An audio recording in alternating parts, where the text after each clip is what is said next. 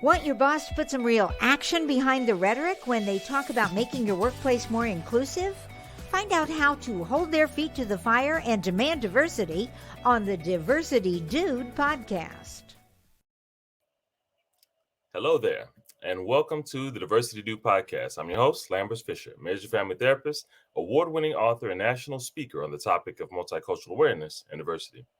And for those of you who are interested in even more positive and encouraging tips and strategies beyond that which I share on podcasts like this, then feel free to check out my award-winning book, Diversity in Clinical Practice, nationally recognized for the unique way in which it addresses the often difficult topic of multicultural awareness and diversity. Also now available as an audiobook for your listening convenience.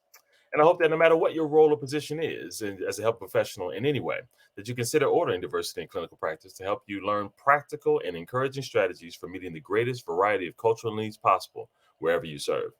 And similarly, whether it be through my one-on-one relationship building efforts as a therapist or my informing and empowering efforts as an author and speaker, my personal mission is to do my part to improve the world one strengthened relationship at a time.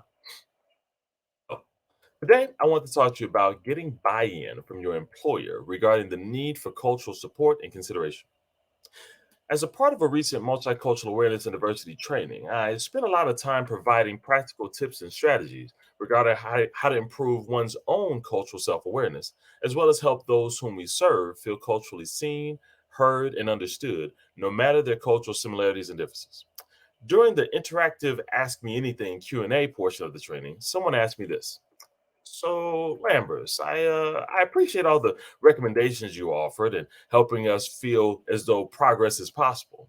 However, I happen to work in an environment where I not only won't feel like I'm getting a lot of support on making these changes, but in some ways, I can expect to be hindered and actually told to stop rocking the boat. Or even worse, I might be deemed a problem or troublemaker for trying to make changes that can help me feel better about where I work. How do I get buy-in from my boss or employer on these difficult efforts to improve cultural competence in my workplace? Now, this is not only a reasonable question, it's a very common question. Many diversity improvement efforts fail because they never get started. Many reasonably conclude that since they're not in a position of power in their organization, that it is not their desires that matter, and thus nothing will occur because no change will happen. Many even conclude that the only solution to this dilemma is to leave the culturally unsupportive organization altogether in search of a more supportive workplace environment. And based on the vulnerable experiences that I've heard expressed in my role as a therapist, I can concur that in order to be true to and protect one's own feelings, there are, in fact, times when removing yourself from a toxic and unsafe work environment, even if not physically unsafe, but still emotionally unsafe, is the best thing to do to value yourself and your well being today, as well as your future well being moving forward. That being said, if for whatever reason you are not in a position to leave altogether or have other reasons why leaving is not in your best interest, then here are a few things to keep in mind as you consider ways to improve your work situation by getting buy-in from your employer regarding the need for cultural support and consideration. First, remember that while it is possible that your employer knows and understands your culturally unmet needs and simply doesn't care enough about you to meet them, it's also possible that they do not share your culturally influenced experiences and needs, and thus are not aware that your needs exist, let alone that they are unmet. As a result, seek first to find the safest and least vulnerable way to bring your unmet need that you're seeking support for to the attention of your employer. In a message of sharing knowledge to inform, rather than sharing an accusatory judgment, as if notifying them that they failed at a test that they didn't even know they were taking. Now, on one hand, you might be thinking that it's not your responsibility to inform your employer. Rather, it's their responsibility to know. And in many ways, I agree that your employer has a responsibility to learn as much as they can, as often as possible, and be accountable for what they learn. However, learning occurs over time. And since no one knows everything immediately, your need may not be the top on their list, maybe further down on their list of life experiences that they haven't shared to learn about. You can be frustrated that they haven't gotten it yet, or you can bring it to the top of their list. And that's where things get interesting because you are not informing them to sacrificially give them a gift. You're informing them so that they have one less excuse barrier getting in the way of meeting your need. Second thing to consider is that when you express your unmet need, It would benefit you to do so in a way that conveys how meeting your unmet need also benefits others like you in that work environment. In short, in consideration of their potential lack of awareness of your unmet need, you can let them know, hey, not only did you not previously know about my unmet need, there are also others like me who may not have felt comfortable sharing about their unmet needs that are similar. As a result, any broad efforts done to meet my unmet needs, your unmet needs, could have a positive impact on the company morale and improve the view of you and your care about this organization in a variety of different ways. And third, whether it be through this morale boost alone or through the increase in loyalty from the retention of employees that no longer feel compelled to leave, or through increased productivity generated by employees who are more effective because they're committed to an organization who they feel sees them, cares about them, and are committed to them, then everyone wins, the individuals as well as the organization as a whole. It is essentially helping reveal that the entire organization wins by helping everyone within that organization feel that they're winning. In the end, my hope for you is that you would be able to find the safest emotional way to express your unmet needs to the right decision makers in your workplace. More specifically, that you have legitimate unmet needs that they may not be aware of. Others have similar unmet needs as well, and the efforts to meet those needs will benefit everyone in the organization from top to bottom. I hope that you're pleasantly surprised by the response that you receive and that it benefits not only you and everyone in your organization today, but also everyone who comes after you in that organization and beyond for years to come. And with that, I'll say thanks again for listening to the Diversity Do podcast. And if you have any pressing diversity related questions that you'd like me to address on an upcoming podcast, or if your organization is in need of a shame-free or empowering guest speaker on the topic of multicultural awareness and diversity, then feel free to reach out to me directly at www.lambertsfisher.com. And if you know anyone else who can benefit from a positive and encouraging perspective on the often difficult topic of diversity, then feel free to send them a link to this podcast so that they can be encouraged as well. And again, check out my award-winning book, Diversity in Clinical Practice, available in paper and audiobook formats on Amazon.com. And if you would like to address any further topics or as many as possible that I can address in the future, feel free to reach out to me directly.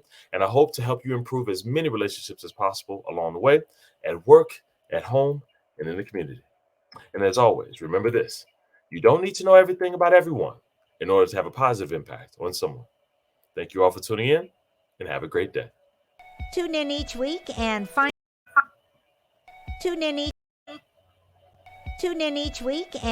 out how to demand and implement diversity at your job. To hear more, check out previous Diversity Dude shows on ShalettaMakesMeLaugh.com. Get fast, reliable internet for any budget. Now qualifying customers can get Xfinity Internet free through the Affordable Connectivity Program. That's right, free high-speed internet from Xfinity. And Internet Essentials customers can get equipment included at no extra cost. Get started today. At Hy-Vee, we take pride in being part of the communities we serve. In 2021, we donated more than 14 million meals, and this year, we're committed to doing even more. For over 90 years, we've been the place that people turn in time of need, and we take that very seriously. That's why we're loading our semis full of food this week and making deliveries across the Midwest to help families this Easter. To join our effort, simply donate when you're at the checkout. Together, we can make a big difference for those in need. Looking for a meaningful career with great pay and great benefits? Want to be part of something bigger?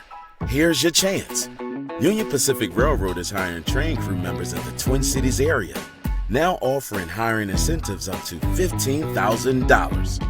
No previous railroad experience is needed. We provide all the essential training, and you can get a free college education while working. Get your career on the right track with Union Pacific and apply today at up.jobs/Minnesota. That's up.jobs/Minnesota. There's a new way to get around in North Minneapolis. It's Metro Transit Micro, a new ride-sharing service that connects you with Metro Transit bus routes or wherever you need to go on the north side. It's convenient, affordable, and accessible. Metro Transit Micro uses minibuses to reach more neighborhoods, and you'll have shorter wait times. It costs just the same as bus routes, and it's easy to use. You can pay your fare in cash, a GoTo card, or the Metro Transit app. Just go to metrotransit.org/micro. Download the app and create your account. It's really simple. So whether you're going to a friend's house in Bryn Mawr to watch the Vikings game, or you need to get dropped off at the Metro C Line station to hop on a bus to get to work across town, Metro Transit Micro got you covered. Book a ride, get picked up, and get where you need to go.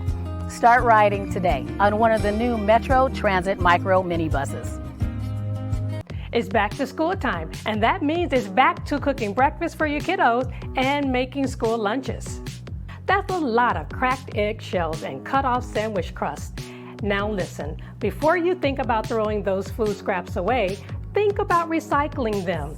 Ramsey County has a program that can help you do just that, and it won't cost you a dime. Ramsey County has a free food scraps recycling program that lets you collect stuff like apple cores, coffee grounds, and veggie scraps. Here's how it works. Put all those scraps into a compostable bag. Then once a week, drop it off at a free food scrap site by your house. And listen, I understand that life is busy, so if you can't get there once a week, just toss the bag in the freezer until you can find the time to do it. To locate a food scrap collection site near you and to get more information about the program, visit RamseyRecycles.com/food scraps and tell your friends and family about it. Let's all do our part to help save the planet. All right, did you know I was the Mommy Slam Dunk Champion? Really? Yes, really don't sound so surprised. Let's see it. Oh, you're ready. All right, here we go. Let's hear the crowd. So go to right, go to left, fake a mom. Mama, go up, mama!